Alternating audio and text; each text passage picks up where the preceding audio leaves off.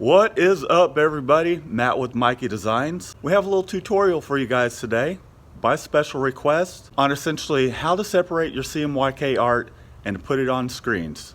So I'm going to take you all the way through the process of reclaiming the screen, separating your art, doing your film, and exposing your screens. And as always, be sure to check our description for links to the products used in this video. Stick around, we'll show you how it's done.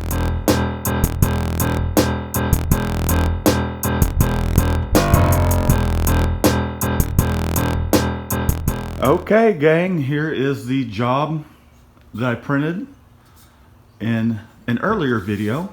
I'm going to go ahead and tear down this press and then reclaim these screens. We have our press broke down and we have our screen set aside. Let's go ahead and reclaim them. I'm going to show you guys how to reclaim one screen. Just repeat the process for the rest.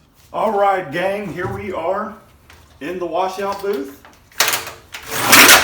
getting ready to reclaim some screens. I'm going to do a demonstration on this one. I'm just removing my screen tape from my previous job. I have my ink remover and my emulsion remover. So what I'm going to do is take my ink remover, spray a generous amount, and I have my dedicated ink brush.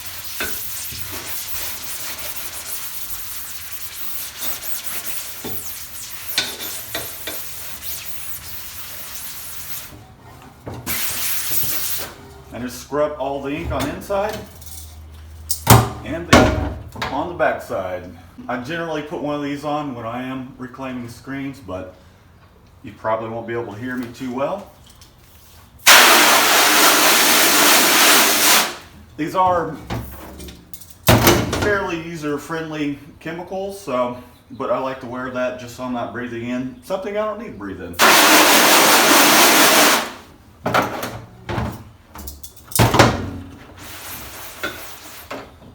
Agitate that just a little more. Now I'm going to take my emulsion remover, make sure I got the correct bottle.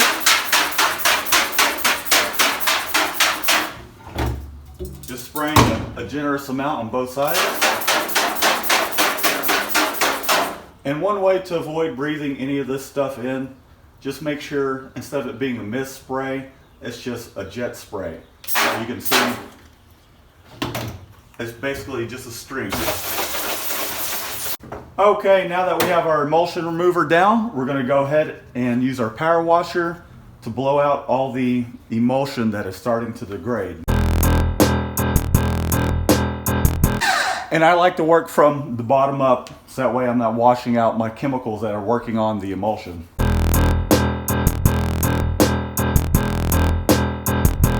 And I just like to leave my tape that I use to tape off my registration marks on. I just blow it out and I clean out tape later once it starts building up at the bottom of the washout boot. Just makes it quicker for me.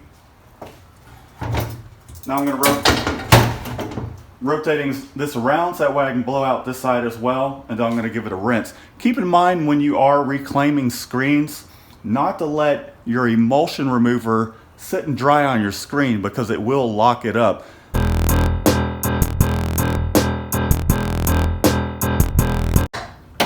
Alright, now I'm just going to give it a little bit of a rinse. I'm going to shower it with a sheet of water so that way it gets any contaminations off. So that way I have the best chance of having a screen that's going to produce good results.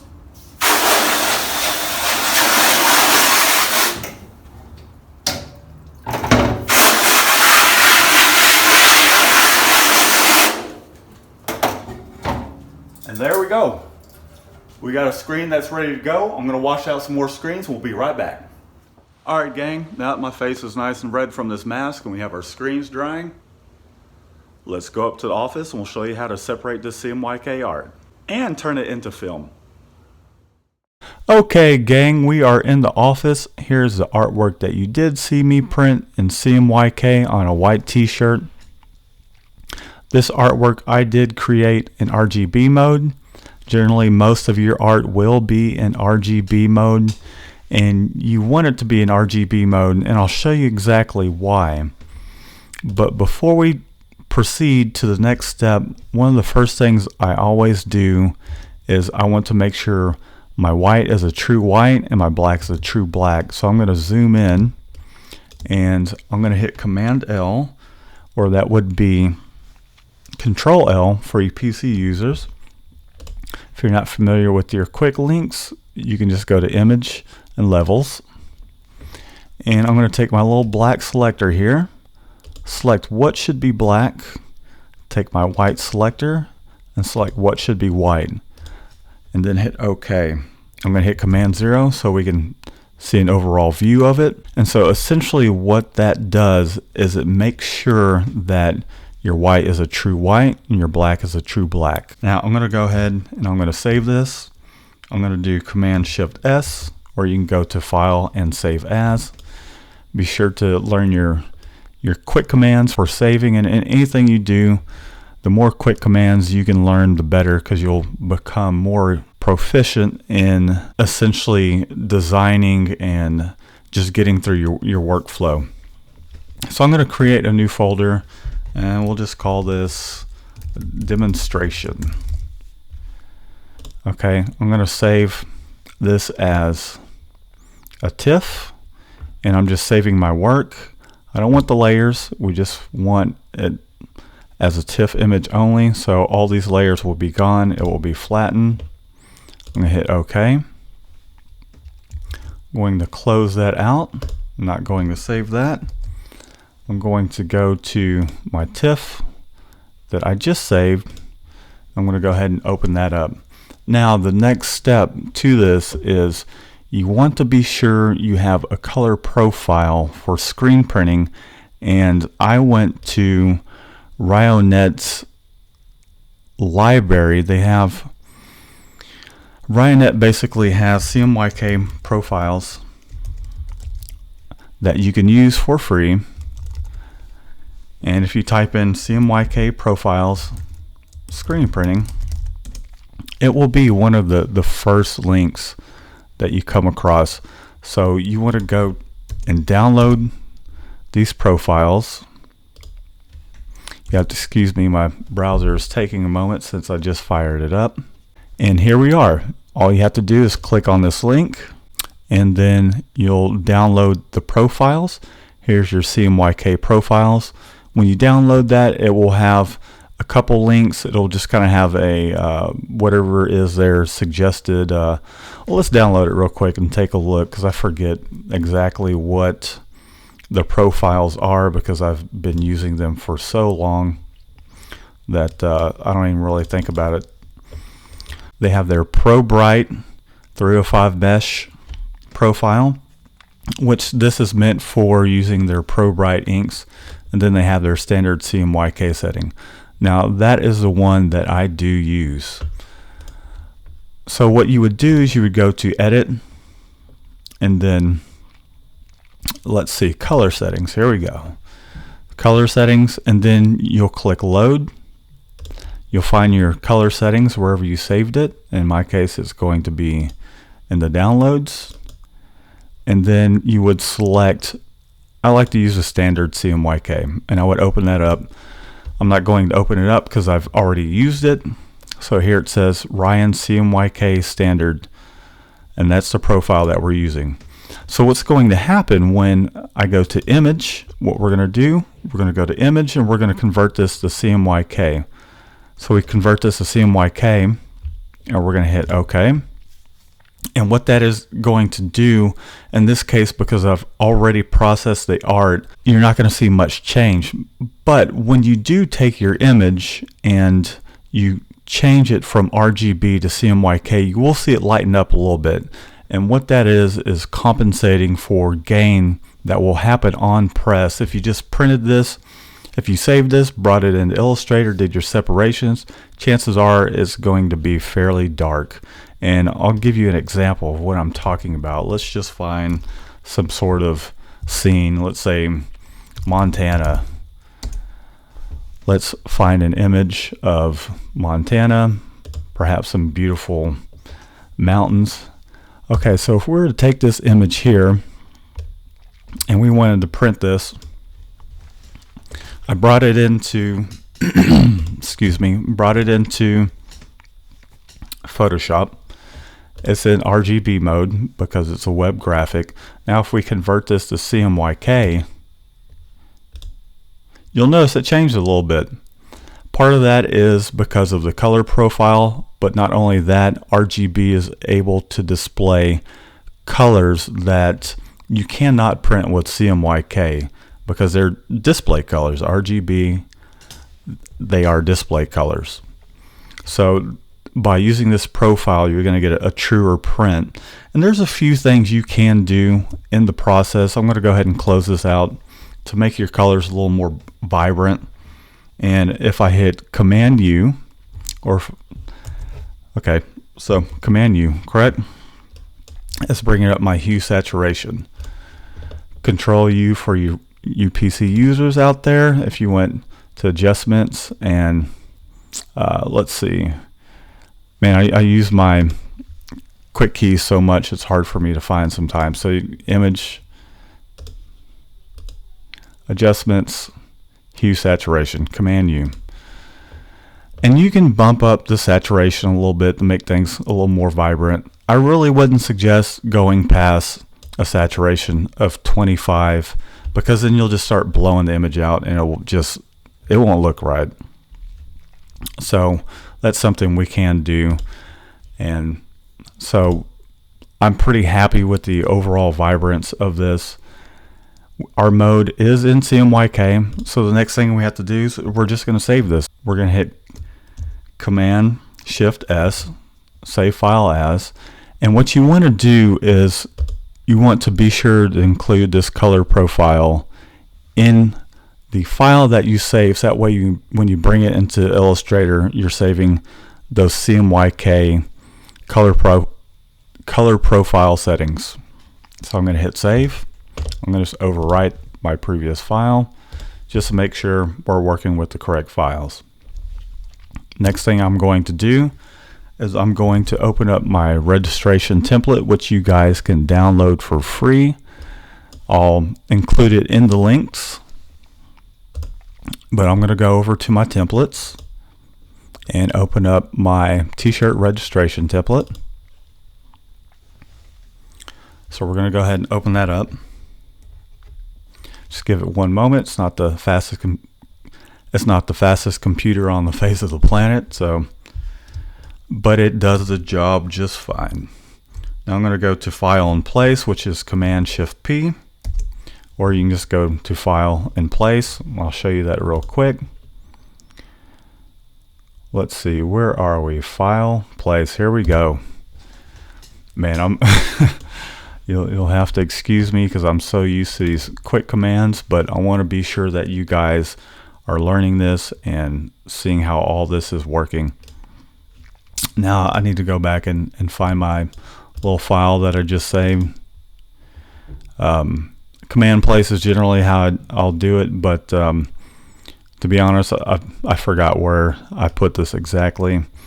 Generally I have everything organized in my t-shirt folders here, but because it is just a promo t-shirt that I did, I don't have it saved in that folder. I keep all my stuff separately. Okay, so we have our image here. This is my guide that I put down, which generally is about 3 fingers down from the top of the collar. So I'm just going to line it up here. I'm going to line it to my artboard. And this essentially is your align palette, just like you're seeing right here. You can go to the window and bring up the align palette if you don't see that. And so I'm just going to go ahead and center my artwork. Okay, that's pretty much it, guys. And now I'm going to go to File and Print. And I already have my printer set up here. I'm using an Epson 1430 using AccuRip, and you want to be sure that it's set in separations. And you'll see here we have cyan, magenta, yellow, and black.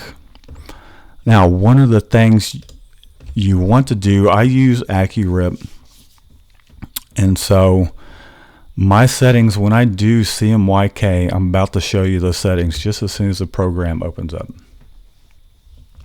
Okay, you're going to go over here to the top right hand corner, edit configuration, and I like to make when I'm doing CMYK, I like to use 55 LPI. That works best for me.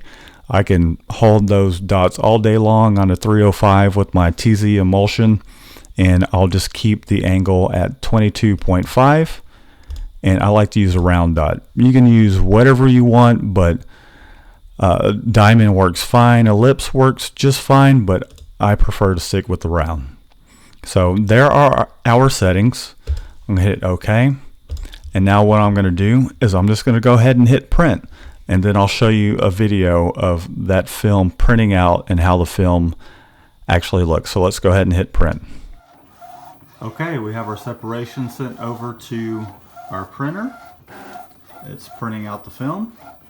Keep in mind that when you are printing out your film in Illustrator, you want to go over to Marks and Bleed and include your page information. What that will do for each color that's printed out in the CMYK process, it will list the information up at the top of your page. So that way when you do go expose your screens, you'll know which color is which. Okay, our screens are all dry. It's been about 4 hours. We still have the shop door open. Just keep in mind that when you are coating screens, when you're coating them, you don't necessarily have to be in your light safe mode, but as they are drying, that's when they will become photosensitive. So just keep that in mind. It's not absolutely pertinent to coat them in your dark room mode. You get what I mean. Here are our set of screens, 305 mesh screens, and I'm about to coat one of them just to demonstrate, and then I'm going to repeat the process for the rest of them.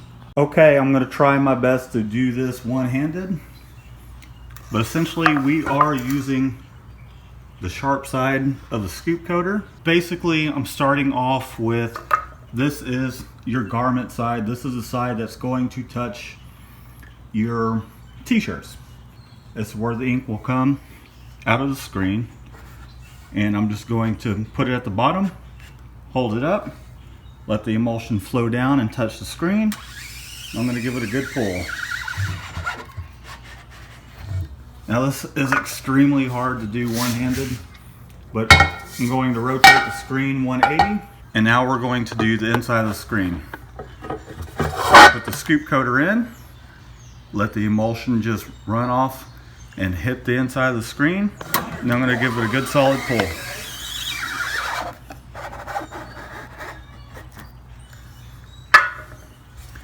And there we have it. Just a one-in-one coat. We coated the garment side and then the inkwell side. The reason why you coat your screens on the print side first, or your garment or t-shirt side, and then the inside, is you're going to be pushing your emulsion down to this side, so the buildup of your emulsion will be on your garment or print side. You can see in the light, it's just a nice smooth coat. So I'm going to set that aside and let that dry. And I'm going to repeat the same process for the rest of the screens. Keep in mind when your screens are drying, put them in your screen rack or find a way to lay them horizontally. I'm just using my press. This is kind of my screen printing hack way of doing things because we're pretty tight on space. The shop door is closed. We're in light safe mode. Still nice and bright in here. That way we can see what we're doing in our darkroom. Okay guys, this is how our film will come out. I went ahead and cleaned my surface with some Windex and paper towels. Here's my black. There's the information up at the top that I was telling you about. And you can see the halftone dots. This is at 55 LPI. So here's our black film. Here is our yellow. You can see the little halftones going on. This is our yellow. This is our magenta. And here is our cyan. Now, because I did already do this, I have other jobs to do. And this is just kind of for demonstration's sake. I have another job that I need to use my CMYK screens for. So I'm going to show you how to go about exposing those. Okay, I got my screen on the exposure unit. You'll have to excuse the paper towels, but it's my understanding that whenever you post something on the internet that's kind of giving away your clients, people will try and steal your clients. So what we have here is the film is taped to the back of the screen. You want to be sure that your tacky side is down. This is your emulsion side of it.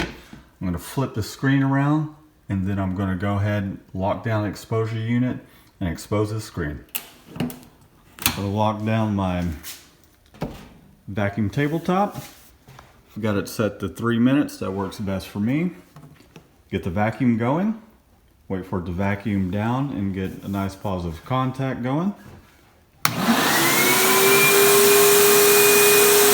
Vacuum is on, and we're going to expose. Okay, because I am trying to keep my clients confidential and teach you guys as I'm working, I'm going to go ahead and show you how to wash out this screen just like I would do any screen, really. Whether it has halftones or not, the process is going to be the same. And using this TZ emulsion, you'll get the same results even with those fine little halftone dots using that 305 screen. So I'm going to go ahead and take my screen out. Here's my art for this particular screen. Sit it in the washout booth. Remove my film. Now I'm going to take my water hose and hose it down on both sides, and I like to flip back and forth for about the first 10 or 15 seconds or so, just to constantly keep the screen wet on both sides. Now once the emulsion, the unexposed part, which is your image, once it does start to break down, I'll stop spraying on the inside and I'll only hit the print side hard, so that way I don't have the chance of knocking any of my halftones out.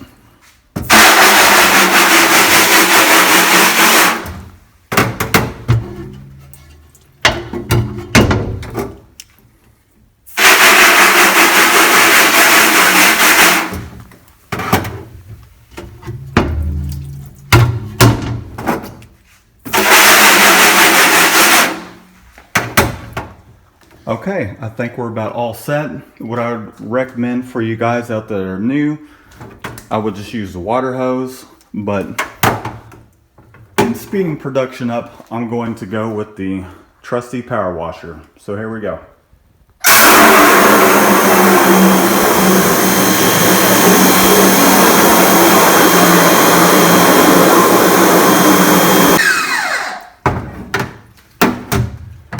Okay, and that should get it for this screen.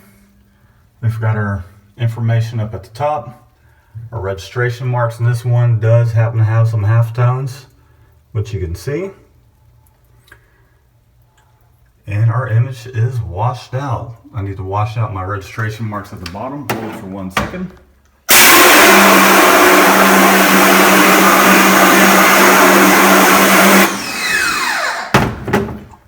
Next thing I'm going to do is take some newspaper and dry the inside. Flip my screen around. Before I do dry it with newspaper, I'm going to give it a little bit of a shower.